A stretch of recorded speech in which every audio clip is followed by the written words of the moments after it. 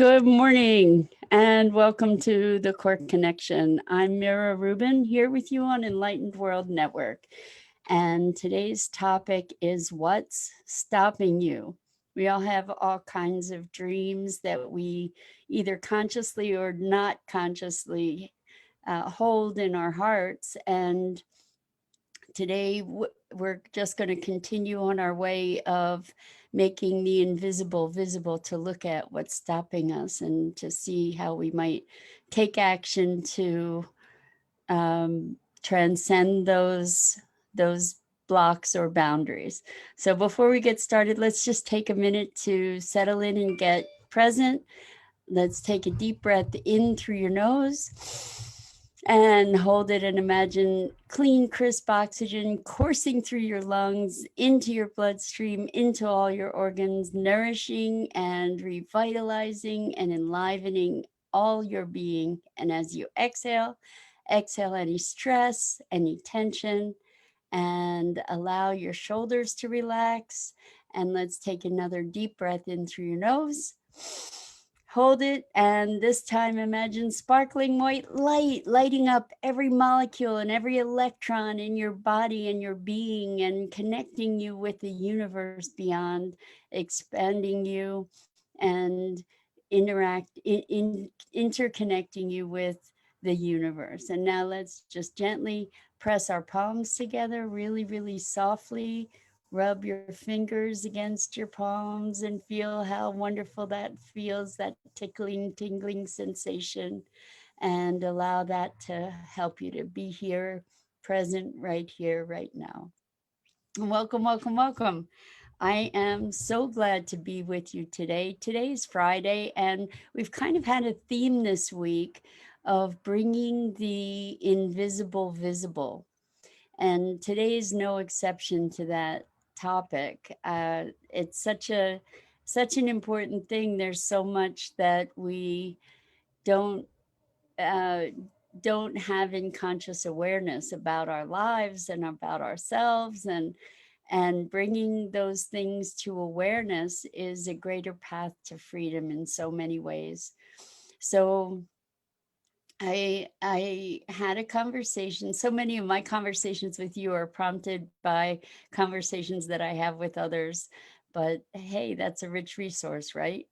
So I had a conversation with a friend yesterday regarding this vision that I've had for quite some time about an eco park. And I've mentioned this to you guys before. And I'm feeling like it's time to really start putting the wheels in motion for conceptualizing it a lot more thoroughly. And I said to this friend, well, I've been thinking about putting together a mastermind of people to plan out these different areas, or to brainstorm about how these different areas of this project might be brought to fruition, or might end up showing up in the world. The ideas about how to solve a lot of the quote unquote problems that are, or challenges that arise in trying to create a project of this magnitude, and also with the intention of having it be sustainable from top to bottom, zero waste, positive impact, all kinds of things like that. And he said, what's stopping you? and, and I had to pause, because it's like, what's stopping me? What is stopping me? And I realized that what was stopping me was just making the time for it and having somebody to brainstorm with and collaborate with. And as a result, we're going to be collaborating on some of the collaboration on this today, uh, and who knows what will come of it. So uh, what I realized in asking, or being asked that question, was that the things that were stopping me were completely surmountable, and we solved them right in that very moment, which was amazing. And since then, since allowing myself the freedom to entertain that I actually can move forward with this and that I have a venue to do that, now my mind is moving through all kinds of possibilities, and I'm just generating all kinds of ideas and have a strategy for how to proceed with our meeting today. And so that simple question, what's stopping you, or what was stopping me, uh, and allowed me to find movement or find a path to greater expression and progress. And I wonder if you look at you and your life and your dreams especially, maybe it's not even dreams, maybe it's something even more mundane, like a project, so like another example for me is I have been really interested in encaustic painting for a long time, and I made a commitment to myself to actually complete my first encaustic piece this month. So, what had been stopping me was that I hadn't really committed, first of all. And then, second, what was stopping me is that I needed to get equipment in order to be able to do this. So, what was stopping me in the realm of getting the equipment? First, it was not knowing what I needed, and then it was, well, finding the finances for it. And so I did. And now I'm really excited that these materials that I need to be able to, or that are required to be able to do this encaustic thing, are on their way. And that's really, really exciting. So by asking what's in the way or what's stopping you, most often you can find, when you find those stopping points, it it gives you a pathway to solving the problem. And the thing is that often we often experience a problem as I said, as insurmountable. Uh, and part of the reason that we experience it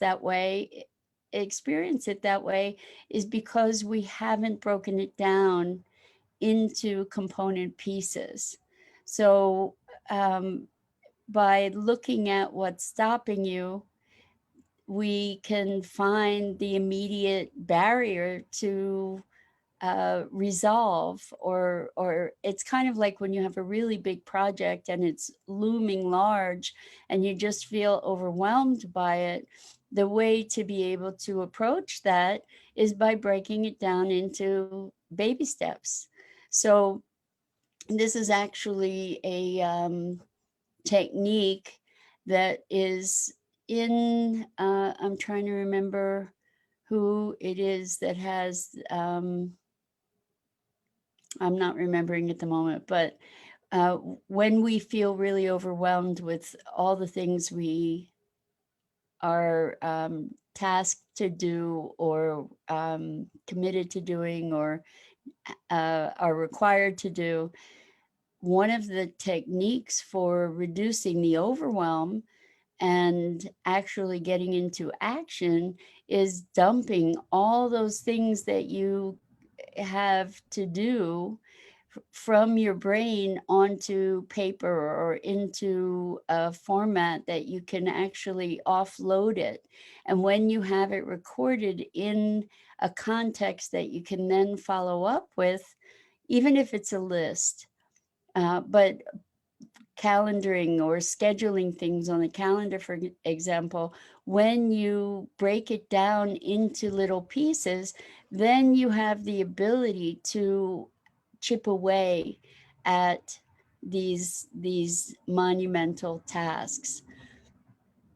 And I think that that concept applies to the notion of our dreams and visions for ourselves as well. Maybe you have this really big dream of something that you want to accomplish in your life, and uh, you you don't even know how to begin to approach it. And so asking yourself what's in the way sometimes can be the thing, or what's stopping you can be the thing that starts opening it up. So if you say, I want to take a trip to see the Northern Lights. This is one of the bucket list things that I have for myself, and I haven't entertained it with great seriousness.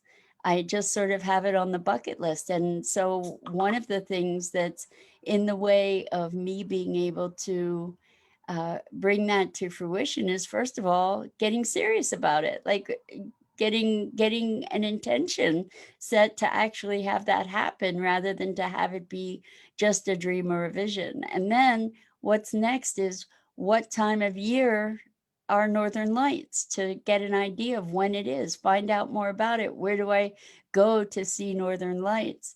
And once I learn where to go to see Northern Lights. Hi, Robin. Thank you. Thank you for the message. She says, I needed to hear this. Awesome, Robin. So, which part did you need to hear? I mean, because here, hello and good afternoon, Hope. Welcome, welcome. Glad to have you guys here, and everybody else who's joining us. So, I'm wondering which part of this is being helpful for you, Robin, because I think that so often we make things unattainable for ourselves by saying, oh, well, that's a dream, instead of really entertaining what could it be to allow that to happen, or to bring that into fruition in our lives. So uh, back with the Northern Lights, breaking it down into pieces. What's in the way? Well, I don't really know. Hello, Danette. Welcome. So glad to have you back. um, we're talking about what's stopping you from having the dreams, or fulfilling the dreams, following the dreams that you have, regardless of how big they are, or what is stopping you from doing that big project that's been sitting there waiting for your attention forever. And the trick here is to be breaking things down into manageable action. And so uh, so Danette says, I need to get my house organized and clean. I let it go so long. It's a good, so long. So this is a good idea to write it down. So Danette, maybe just break it down into manageable bite-sized pieces. I know when I let things go, and that happens periodically, sometimes I just get completely overwhelmed. And so the best approach is to say, you know what, I have 10 minutes. I'm going to do this for 10 minutes, or to move toward that objective. Robin says, I'm starting a spiritual business. I have fear, plus trying to leave abuse. Big stuff, Robin. Good for you. All the power to you. Congratulations. And so teasing these things apart, this is, this is not the venue, obviously, to be able to address something as profound as trying to leave abuse. However, there are strategies, so maybe you need support. Maybe there's a support group that you could join, where you can find people that have resources that they would be able to share with you. One of the biggest challenges in leaving an abusive or negative situation is feeling that you need to do it alone, in the sense of isolation and powerlessness. And one of the things that we can do to empower ourselves in moving through difficult situations is to gain support. And I'm certain that you would be able to find some kind of support group that could assist you with strategies and support, and perhaps even legal support that you might need in your transition. And to be in that place, and to be starting a spiritual business, you're really doing such profound, powerful work. I mean, to be able to be bringing forward that vision in the midst of a situation that is so threatening. I just give you all the kudos in the world. So it's interesting that the strategy that we're talking about, like looking at what's stopping you, gives you answers for the kinds of directions and the kinds of actions or the kinds of answers we need to find. When we learn what's stopping me, for instance, it's if I say, well, I don't know what time of year the Northern Lights is. So then, if I know that that's what's stopping me, that's easy enough to find an answer to. If I know that a lack of support is stopping me, then I get to say, well, okay, what kinds of ways can I find support? There are hotlines we can find. There are probably lots of online support groups. There are probably Facebook groups. There are probably maybe even groups on LinkedIn. There are probably all different kinds of legal resources to help us out of difficult situations. As far as starting a business, what's stopping me? Well, I don't know how to go about starting a business. Well, there are resources for that. So there's the Small Business Administration, for example, and you can go to the SBA, and as an individual entrepreneur trying to start a business, you can get coaching for free from the Small Business Administration, for example. And Danette, as far as getting your house organized and clean, um, one of the things you can do is just take a small project, or you could list out a whole bunch of small projects that would take you to that place of organization, and then you can chunk it down. Like for me, I have a hall closet that is my linen closet that's packed full of all kinds of odds and ends. And so maybe I could take a half hour and start digging through that closet, or set up different projects for yourself that are part of the bigger project. When a project is so big and nebulous, really the biggest challenge is when the thing is so nebulous. And to address the the issue of fear is also in relation to our unknowns, right? So as we start to break things down into pieces, it gives us a sense of maybe a little bit more security in being able to say, okay, I can do this one thing today. And so Robin says, I've been working hard on myself. He's mentally abusive. I stayed because I had to take care of my son. He has spinal cord injuries. Actually, I have excuses. I could have left way before. So, Robin, it sounds like you have a lot on your plate, like you have a lot of challenges that you're contending with. And it sounds um, like maybe now is the time to be looking at strategies and to getting the support that you need. You say you could have left well before, way before. There's not a whole lot of percentage for us in coulda, woulda, shouldaing ourselves. Uh, the coulda, woulda, shoulda is a fantasy, because really, if you had the resources and the wherewithal and the motivation, then you would have.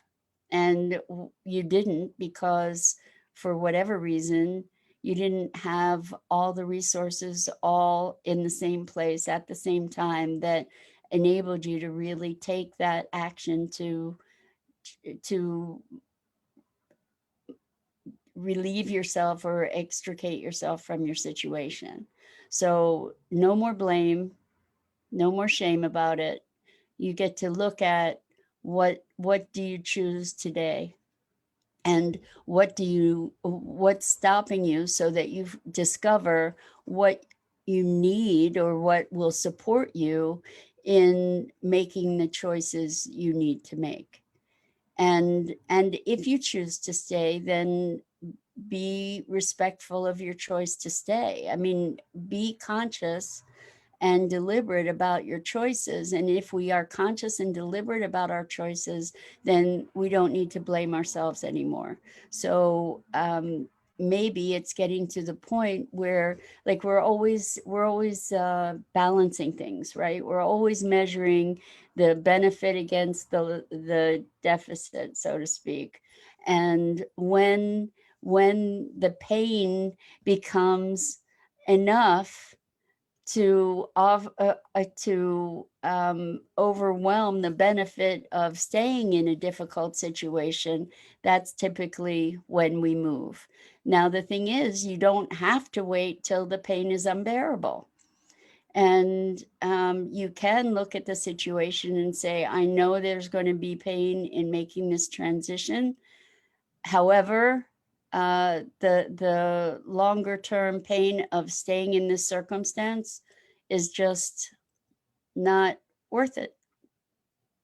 And it doesn't have to be at a point where we allow things to get to emergency. The trick is to pull ourselves out of a familiar, and therefore, believe it or not, even though it's a horrible situation, there's some safety and familiarity. I've seen this. I remember long time ago when I was in college, I was dating somebody. I was really unhappy. And I had this moment where I said to myself, well, I'd rather be unhappy in this relationship than have no relationship at all. And I realized, or to concern myself about cultivating a new relationship. You know, I'd rather stay in this miserable relationship than take my chances on another. And I saw that in myself. I was horrified. You know, that actually that's what I was settling for. I was willing to settle for that degree of living. And so Robin says, I would not have my self awareness. I am not staying. I am worthy of a peaceful life. He no longer makes me cry, just the financial stuff I need to work out. Thank you for the love. Robin, I commend you for your determination and your strength and your commitment to your self awareness and your commitment to your welfare and the welfare of your son. And there are financial services that you may be able to take advantage of, especially with your son who's injured. I don't know, that's not my arena, but maybe there are social services support systems that you can connect in with. And I wouldn't pretend to imagine the challenges you're facing. And I do offer you great love and such such respect for the journey that you are going through.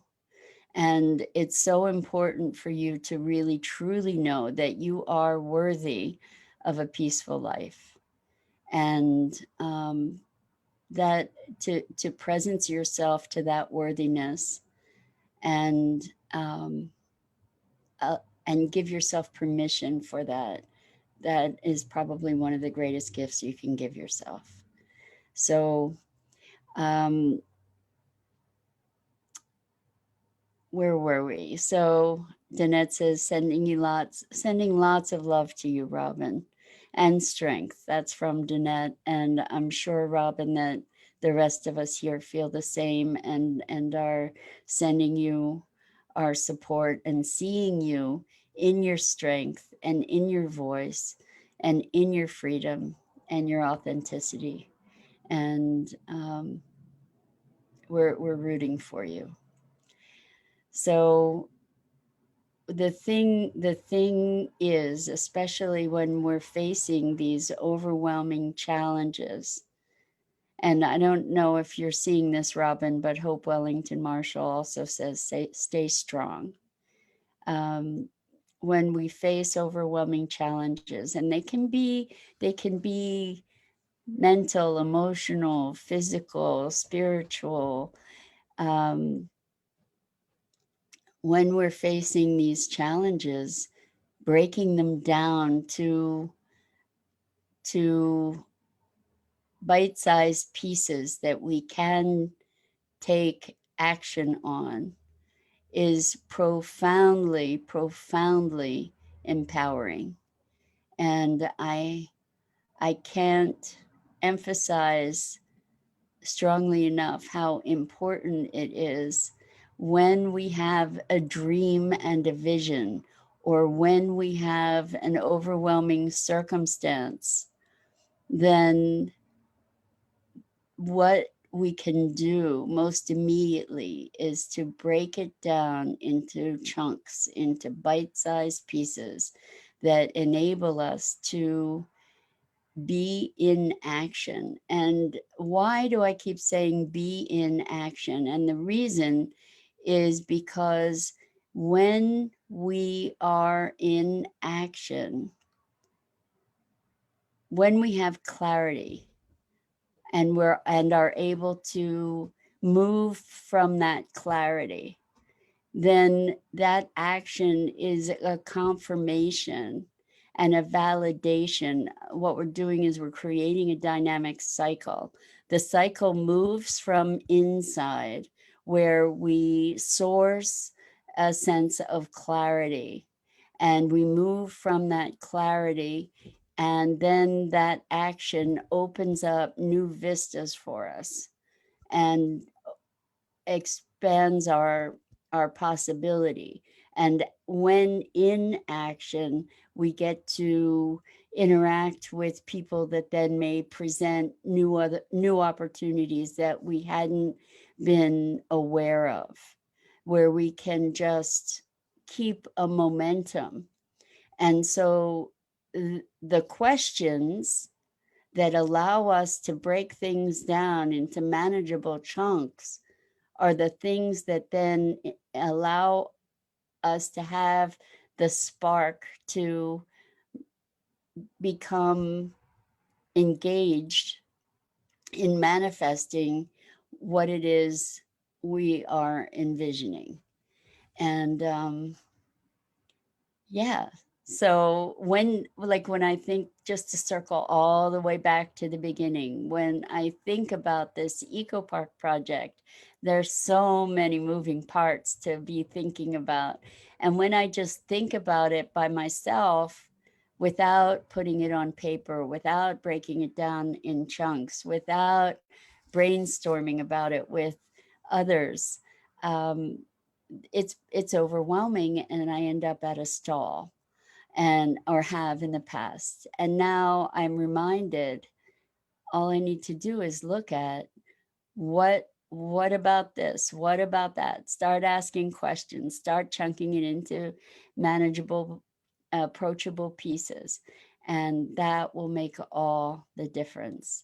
And so I invite you, whatever the circumstance is, to look at what's stopping you, and to use the answers for what's stopping you as a focus for how to address bringing these visions of yours to fruition. So, hello, Helene. Welcome. I haven't heard your name here, seen your name here before. It's wonderful to have you here, and wonderful to have everybody else that is joining us. And good for you, Danette. I'd love to hear how you make out. Danette says she's going to try that this weekend with chunking things down to see how that works.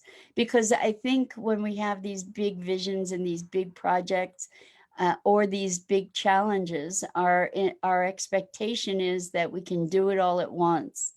And I think that when we break it down into bits, maybe you can break your project down into bits, some of which are 15-minute bits, and others might be an hour bit, and another Well, great, Helene. I'm so glad this is your first time on. Hopefully it will be the beginning of a long and fruitful relationship.